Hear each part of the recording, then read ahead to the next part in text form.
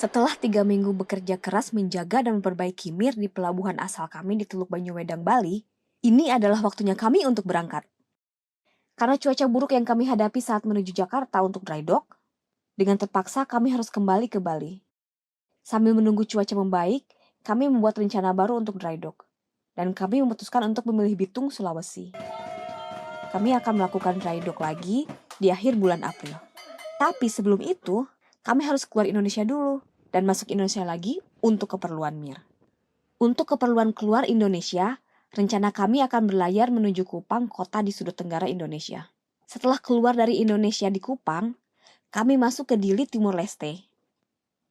Dan setelah dari Timur Leste, kami akan kembali masuk Indonesia dengan berlayar 10 hari ke utara menuju kota Bitung. Perjalanan kami ke timur dimulai dari Pulau Moyo. Banyak teman-teman kami di Moyo yang ingin kami temui kembali. Kami banyak meluangkan waktu di Moyo untuk bermain dan melakukan banyak hal dengan warga Moyo dalam menjaga lingkungan. Seperti membuat mooring untuk nelayan, perbaikan terumbu karang, berkunjung ke sekolah-sekolah, dan membantu membuat rumah kebun organik dengan ibu-ibu di 2 desa. Sayangnya, pada hari kami tiba di Pulau Moyo, cuaca tidak mendukung kami. Semua sumber prediksi cuaca meramalkan bahwa cuaca akan semakin buruk. Aplikasi favorit kami untuk informasi cuaca disebut PredictWind. Dan PredictWind meramalkan bahwa dimulai pada hari yang sama ketika kami tiba di Moyo, badai akan tiba dengan membawa angin berkecepatan lebih dari 25 knot dari arah barat laut. Dan itu berarti Teluk Labuan Naji, tempat di mana kapal Mir selalu bersandar, akan dilanda gelombang besar dan tidak aman untuk berlabuh. Mau tidak mau, kami harus melakukan perjalanan ke timur dengan harapan kami dapat menemukan tempat berlabuh yang aman di Nusa Tenggara. Kira-kira 4 jam setelah kami melewati Pulau Moyo, badai pun tiba. Laut yang sebelumnya masih tenang, dengan sangat cepat berubah menjadi gelombang ombak putih dengan angin yang menerpa kami dari belakang. Karena kami sudah tahu prediksi angin, Mir dan kru siap menghadapinya. Karena kita nggak bisa nyakar di video, kita perlu semua orang memperhatikan sekali. Dengan semua layar terangkat, Mir mulai menambah kecepatan. Awalnya, kami berlayar dengan kecepatan 5 knot. Ini seperti berlayar di musim panas yang santai. Namun kemudian, kami mulai meningkatkan momentum dan kecepatan kami meningkat menjadi 6, lalu 7, 8, 9, dan akhirnya mencapai 10 knot. Wuhu! Ketika Mir berlayar dengan kecepatan ini, layar Mir menampung angin sangat banyak, sehingga perahu miring ke sisi angin berhembus, dan Mir bergerak pada sudut sekitar 20 derajat. Ini membuat semua kru dan semua yang ada di perahu miring ke arah tersebut.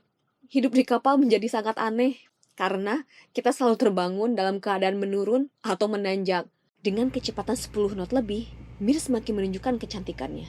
Bayangkan, layar yang penuh mulai mengeluarkan suara seperti berkata, "Akulah penguasa." Angin bersiul melewati layar dengan sangat kencang. Tiba-tiba, kita merasa sangat terhubung dengan laut dengan cara yang sulit dijelaskan dengan kata-kata. Perasaan tenang dan pasrah karena kita tahu kita tidak memiliki kendali apa-apa. Jantung mulai berdebar kencang. Dan saat kita mulai memegang kemudi, kita tahu kita menghadapi kekuatan yang sangat besar, sehingga kita harus memiliki fokus yang sangat ekstra. Saat Mir mulai menari dengan angin, membelah ombak yang datang, akhirnya Mir mencapai kecepatan klimaks pada 11,3 knots. Selama 24 jam berikutnya, Mir akan menggunakan angin ini untuk terbang di atas air sepanjang malam.